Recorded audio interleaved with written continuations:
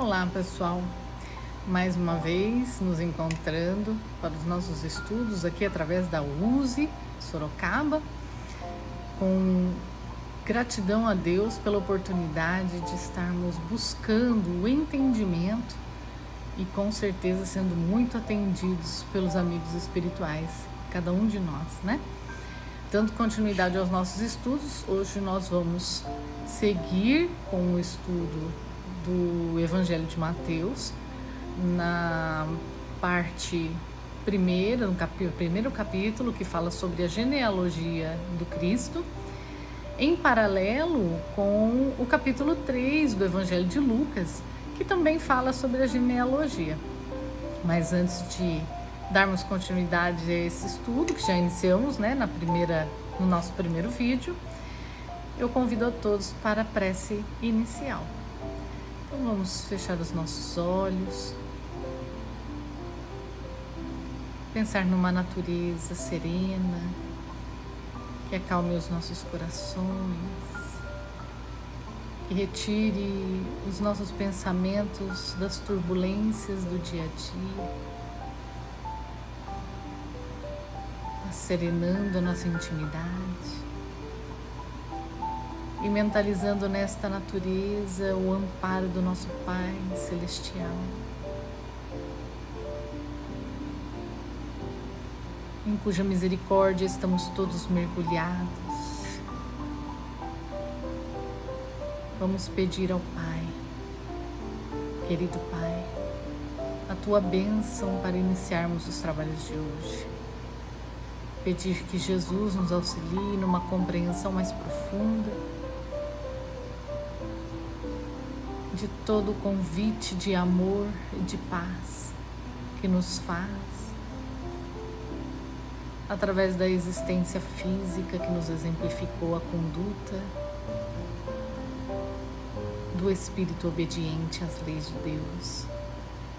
Ampara-nos, querido Jesus, ampara-nos, amigos espirituais, para que possamos ampliar nossa capacidade de entendimento, de compreensão, e pedimos a Ti, meu Pai, a Tua bênção para iniciarmos este trabalho. Que este momento seja inesquecível aos nossos corações. Que assim seja. Então, pessoal, no nosso último encontro, que foi o primeiro vídeo desses estudos que nós estamos fazendo sobre os evangelhos, nós falamos um pouco sobre a genealogia de Jesus no capítulo 1 de Mateus e no capítulo 3 de Lucas, né? Nós, inclusive, lemos os nomes de alguns personagens que são narrados, são citados ali na genealogia de Jesus, né? Do qual descende Jesus, né? Justificando ali a posição de Messias do Cristo, né? No Evangelho de Lucas, nós vemos que Lucas vai um pouco além, né, de Mateus, falando sobre os ascendentes de Jesus. Ele começa em Adão. Nós não vamos conseguir, e nem é essa a proposta para esses estudos, esgotar o estudo de todos os personagens que são mencionados aqui na genealogia, até porque nós nos perderíamos da proposta que é estudar os evangelhos de Jesus, observar os passos de Jesus mais de perto, à luz da doutrina espírita, né?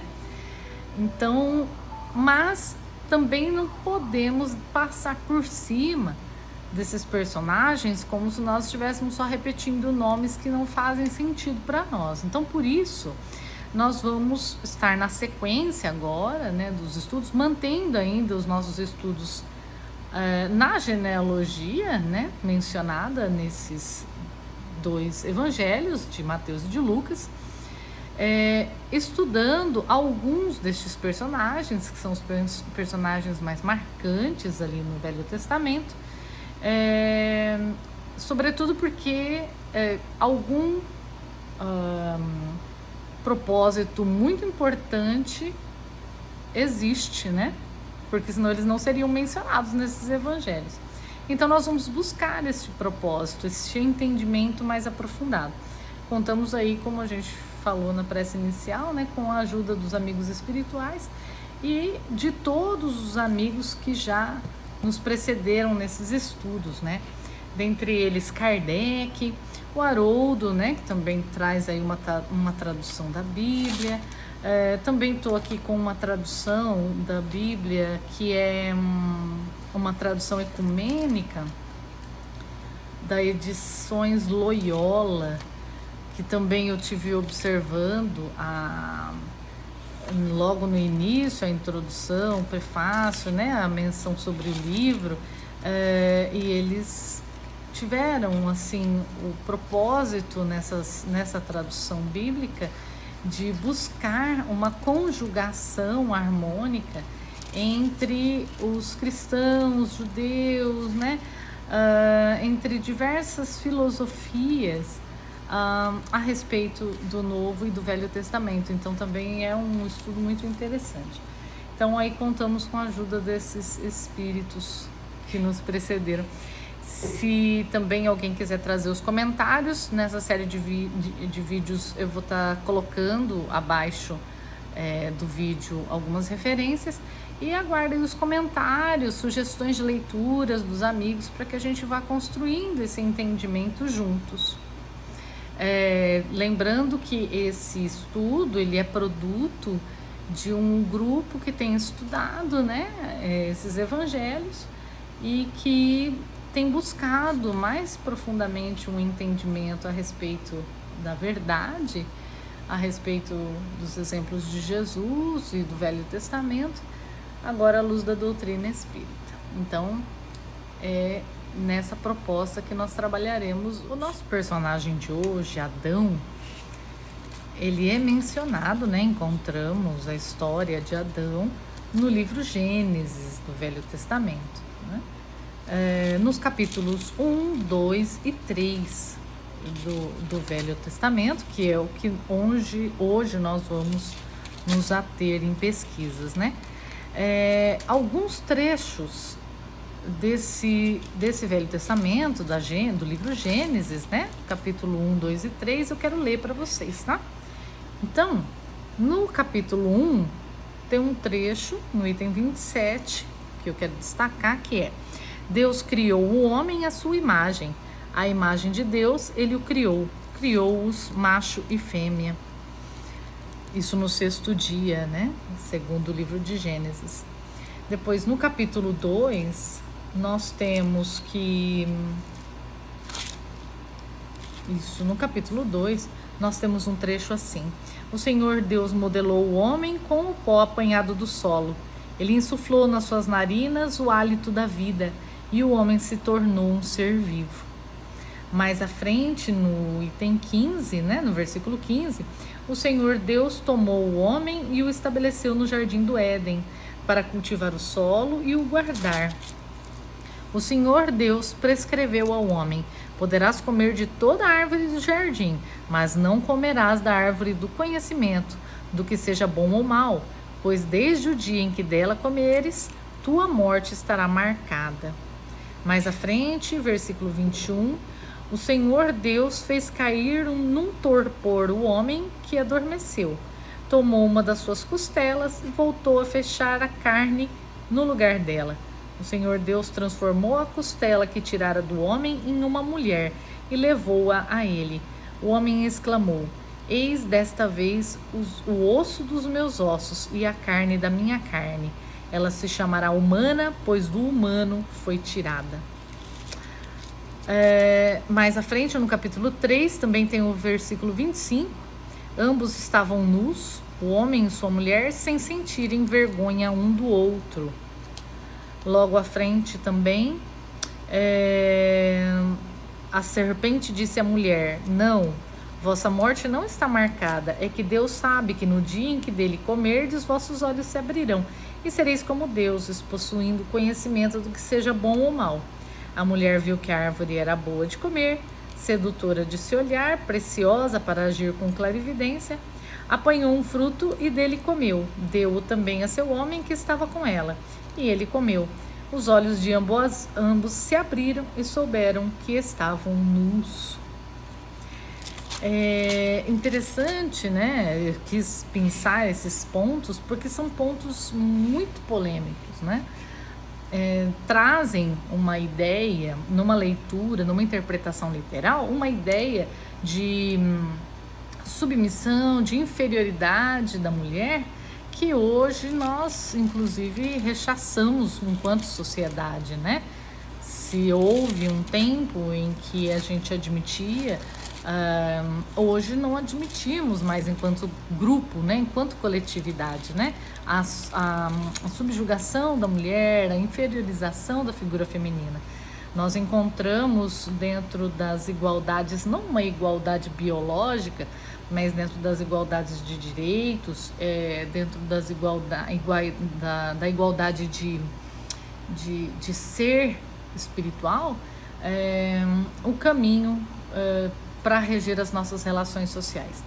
Então, esses pontos são pontos que chamam a atenção e nos convidam a reflexões mais profundas. É importante trazer também que o Gênesis é o primeiro livro do Pentateuco. Ele narra ali as origens do mundo, da humanidade, do povo de Israel, né? Mas acima de qualquer coisa, ele traz para a gente reflexões profundas sobre o homem, sobre a sua vocação, sobre as suas fragilidades, sobre sua relação entre ele e o outro e entre ele e Deus, né? Então, esse livro nos traz essa possibilidade de reflexão profunda. Não necessariamente ele está tratando de personagens, ele está tratando de eventos históricos e nem tampouco respeitando uma ordem cronológica, histórica, né? Como a gente hoje já consegue, através dos nossos estudos, observar, né, do desenvolvimento científico, observar que não seria possível. Mas ele traz essa reflexão sobre as nossas relações, a reflexão da profundidade do homem, inclusive das fraquezas, né? No entanto, ele cede ao primeiro impulso sem um questionamento, né? Sem utilizar da razão, do intelecto, para tomar decisões sem ser necessariamente impulsionado pela opinião de outra pessoa, né? Esse trecho nos propõe a reflexão de quanto nós temos conhecimento dos caminhos que devem ser seguidos, né? Para a nossa própria segurança, para o nosso próprio bem-estar, e quantas vezes nós nos aventuramos pelos caminhos que já sabemos desqualificados para o nosso bem, mas na esperança ali ilusória de que de alguma maneira dê certo pra gente, né? Então, vai trazer consequências funestas para todos, menos para mim, né? Curioso, né? Esse caminho que nós fazemos mental de que não seremos ali atingidos por nenhum mal, né? Quando nós temos consciência das consequências, dos caminhos que muitas vezes nós escolhemos trilhar. A história da criação e a origem da mulher ali ser da costela de Adão, um ponto que é importante também de se observar, achei muito interessante no estudo, né? Vou citar depois para vocês a fonte abaixo do vídeo, é que essa história da criação, ela encontra no Gênesis dois relatos muito diferentes. Um seria o dos sacerdotes, né, um relato sacerdotal, e um outro que é anterior, de autoria não identificada com segurança, né, mas que parece ser influenciado ali pela sabedoria israelita. A diferença entre esses dois relatos é a seguinte: é que, segundo o relato sacerdotal, o casal humano é criado ao mesmo tempo, não é? E o homem e a mulher são chamados à imagem de Deus. Já dentro dessa concepção, né, dessa história da criação de origem desconhecida, Deus cria primeiro Adão e só depois de ter dado vida aos animais, por último, ele forma Eva a partir da costela de Adão, né? Então nós temos fontes diversas a respeito dessa criação. E mesmo nessa versão, né, nesse relato da criação, tendo a mulher sido retirada da costela de Adão, nós temos um ponto muito interessante de ser observado, que é a palavra no original hebraico, né? As palavras homem e mulher no original hebraico. Em hebraico, homem significa, a palavra homem é ish e mulher é ishá, né? Então elas são palavras muito próximas, né?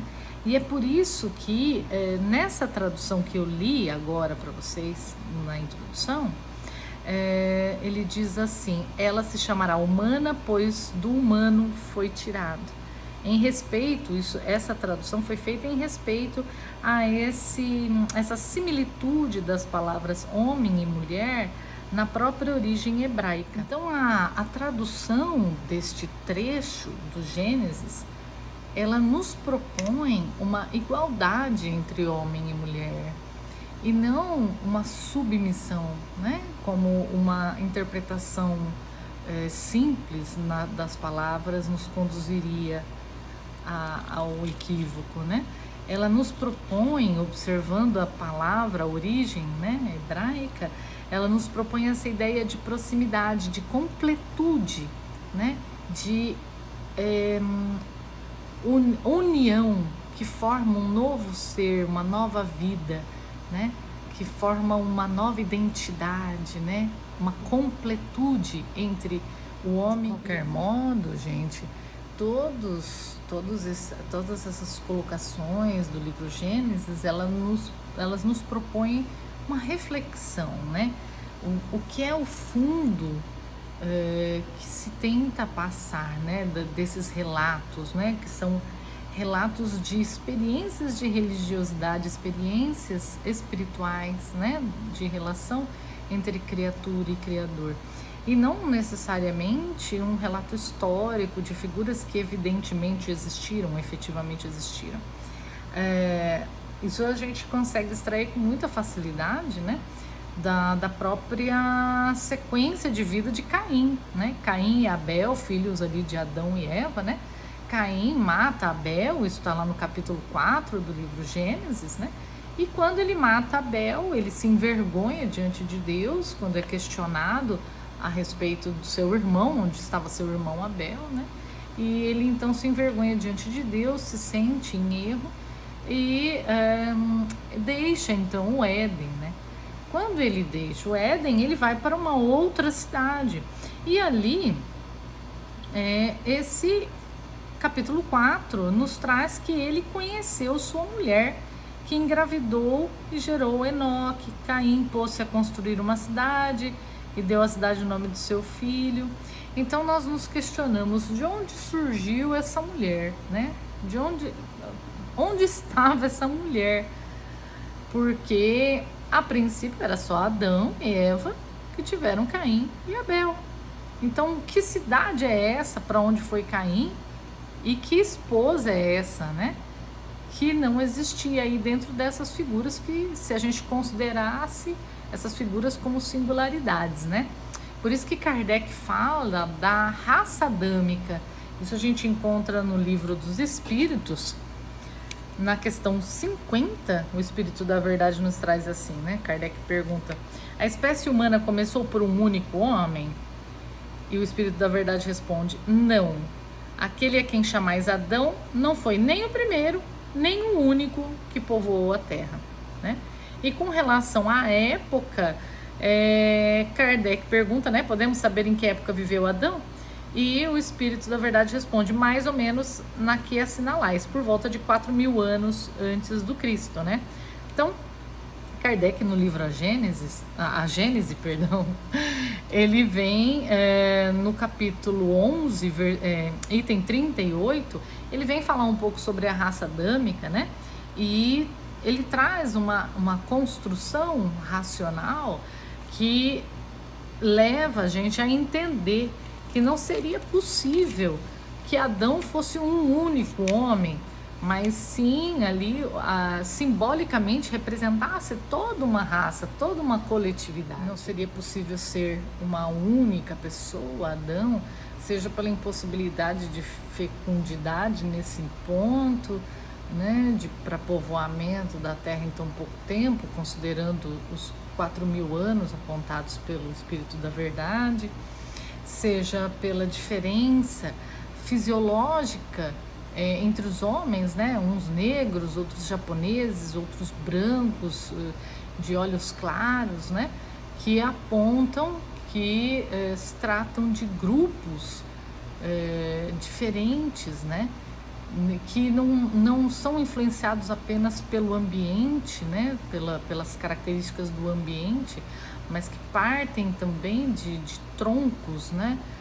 Fisiológicos diferentes. Essa raça adâmica, segundo o relato dos espíritos, segundo os ensinos dos espíritos, né?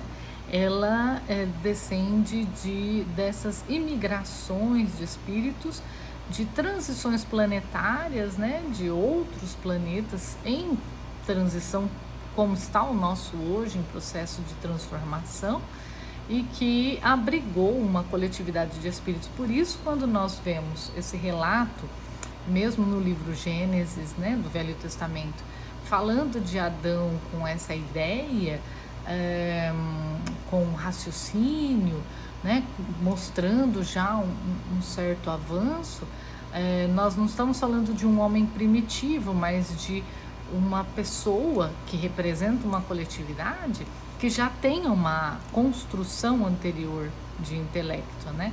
Daí se tratar, na verdade, de imigrações de espíritos, e que a gente pode, inclusive, ter um aprofundamento desse conhecimento no livro Brasil, Coração do Mundo, Pátria do Evangelho, e no livro A Caminho da Luz, do Emmanuel.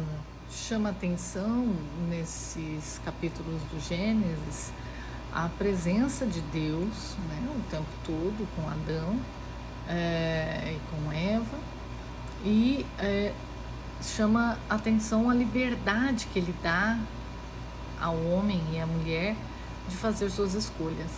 Apesar dele ter deixado um comando expresso, né, de que eles não deveriam comer daquela árvore, né, do fruto daquela árvore, mas ele deixa em liberdade a ambos para que eles escolham, né? Então, essa presença constante do Criador, este cuidado, né? E a liberdade que ele nos dá para que a gente caminhe, né? Mesmo que suportando as consequências dos nossos atos, não como um processo ali de ira do Criador, né? Mas como um processo de construção do desejo sincero de seguir o bem, de seguir uma proposta de bom relacionamento, né? Do bem, do bom relacionamento com o outro, do bem no bom relacionamento também comigo mesmo, né? De equilíbrio, de amor, dentro dessa proposta, né? Que Jesus nos faz amar ao próximo como a nós mesmos, né? Então ele nos traz esse Gênesis nos traz a ideia de que nós estamos livres para fazer as nossas escolhas, para suportar as consequências, né? Como suportaram ali Adão e Eva e seus descendentes, mas que nós estamos sob o olhar divino constantemente. Sempre me chamou muito a atenção que quando nós nos unimos com um cônjuge, né? Nas uniões entre homens e mulheres, e nós geramos um filho,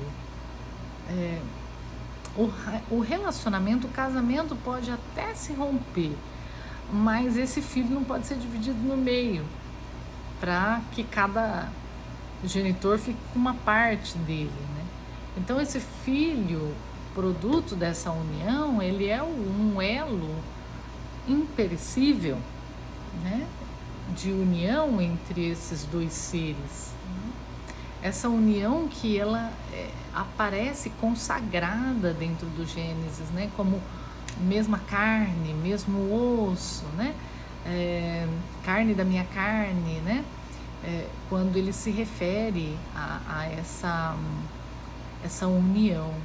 Inclusive o Haroldo Dutra Dias, né, a esse respeito, no estudo do Gênesis, que eu vou postar para vocês aqui embaixo o link, para que vocês possam acessar, ele fala que dessa união nós não temos apenas uma soma dos fatores, dos elementos que trazem o homem e a mulher, mas nós temos um elemento novo, né?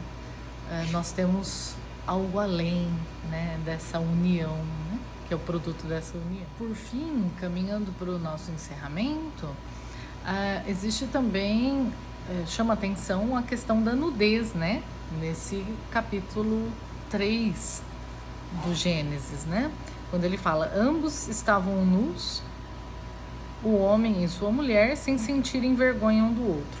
E na sequência, quando depois que eles pegam, né, o fruto proibido, né, se saciam do fruto proibido, aí ele comenta assim, os olhos de ambos se abriram e souberam que estavam nus, né?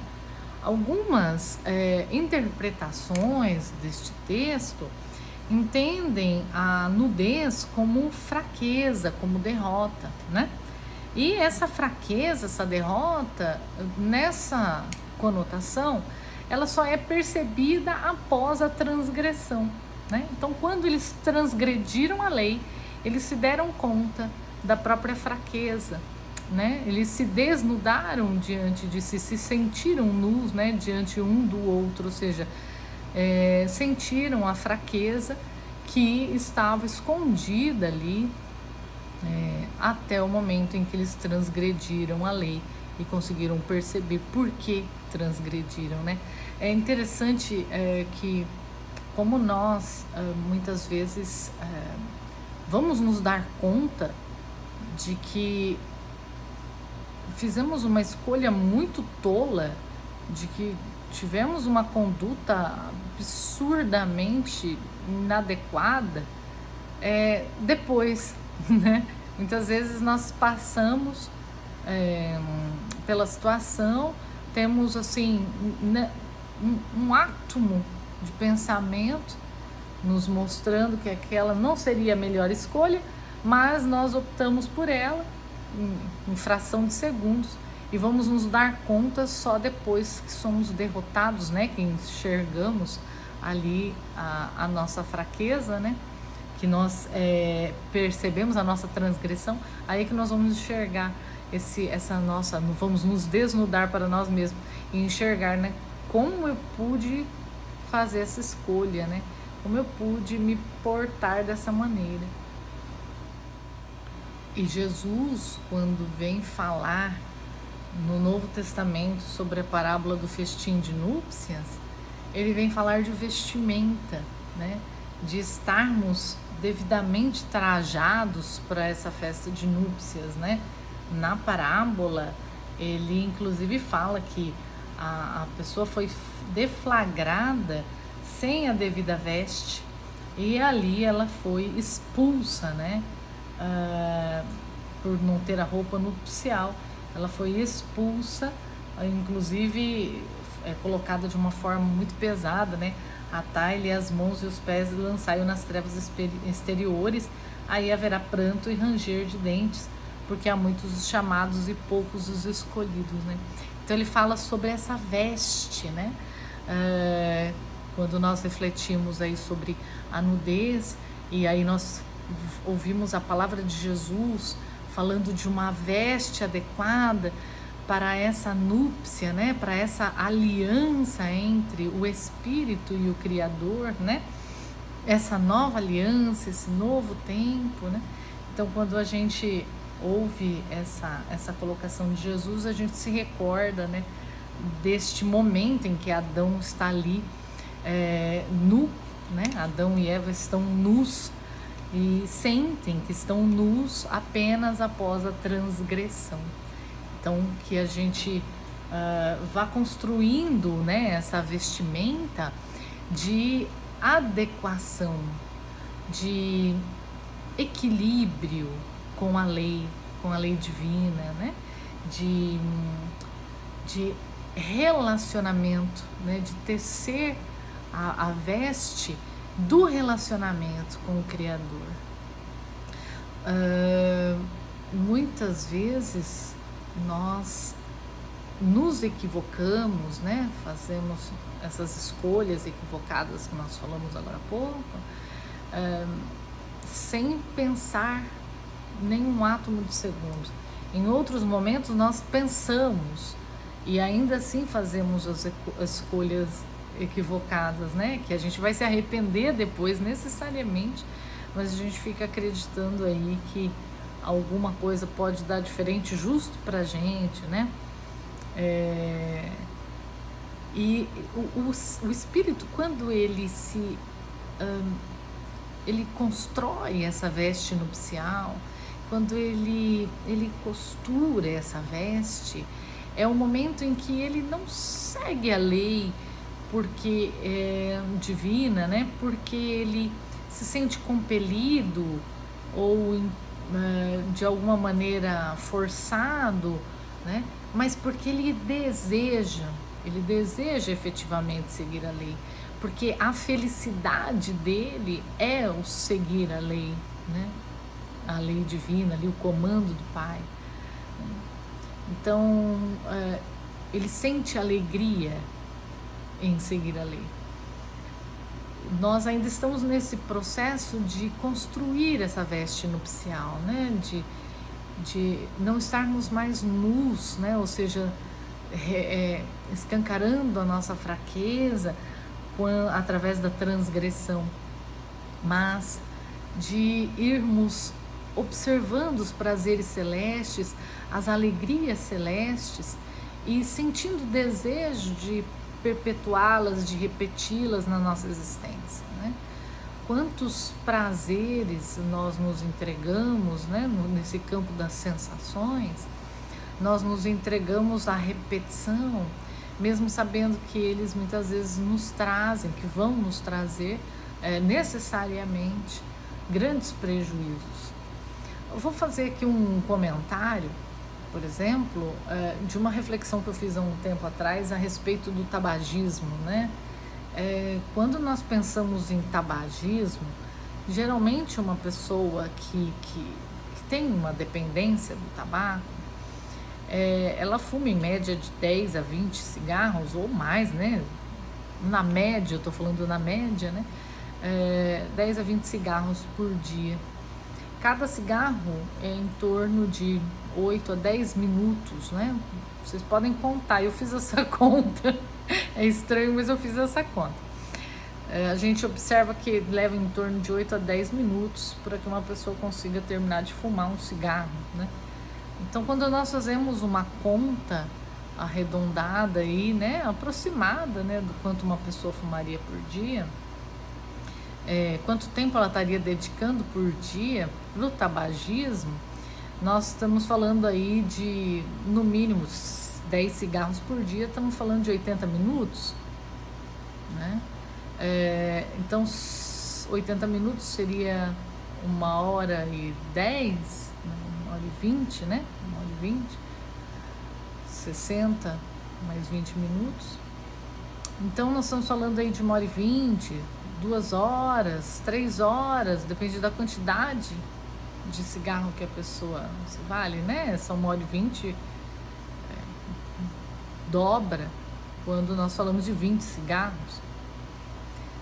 Imaginemos então uma média de 3 horas, 2 horas e meia, 3 horas dedicadas ao tabagismo por dia, que é uma prática que nós já sabemos hoje, que traz infinitos prejuízos ao organismo físico, né?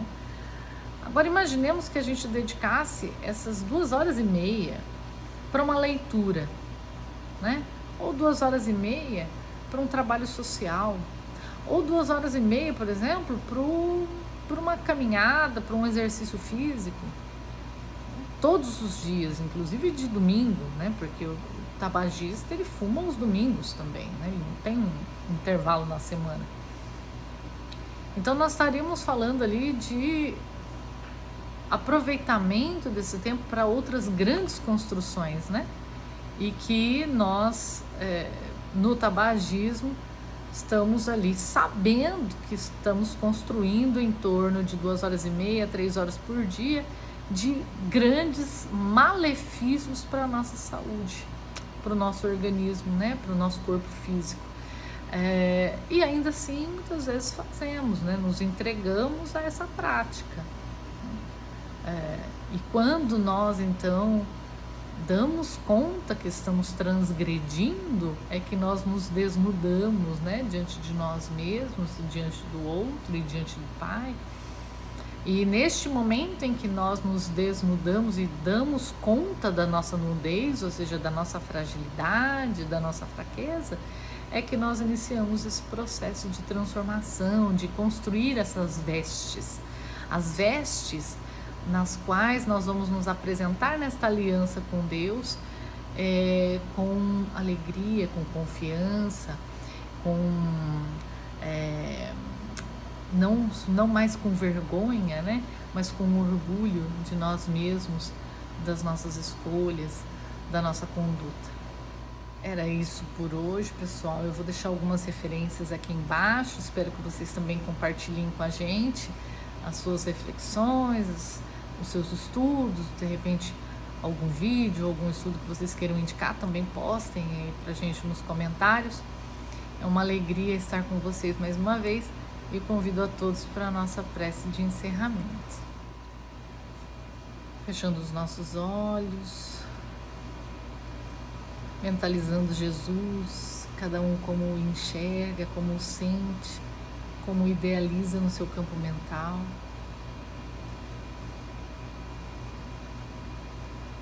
E diante dele, agradecemos a Ti, querido Jesus. Te agradecemos por este encontro, onde podemos retomar as Tuas palavras, os Teus passos, as Tuas orientações. Hoje, à luz da doutrina espírita e da reencarnação, nós Te agradecemos, Jesus, pelo Teu amparo, pela Tua orientação, porque cuida de cada um de nós, de cada um no seu processo evolutivo. Agradecemos aos bons espíritos que nos acompanharam, que nos intuíram, que nos orientaram nas pesquisas e nos estudos, e pedimos que continuem nos amparando para seguirmos em frente. Agradecemos a Ti, meu Pai, Criador de todas as coisas, amor e misericórdia infinitos que nos envolve em todos os momentos da nossa existência. A Ti louvamos e agradecemos e pedimos, Pai, a Tua bênção para encerrar os estudos de hoje. Que assim seja. Pessoal, obrigada pela oportunidade mais uma vez. Sigam conosco. Na próxima semana vamos estar aí dando sequência a mais um personagem dessa genealogia. Um beijo, sigam na paz de Jesus. Obrigada mais uma vez. Até logo, até a próxima.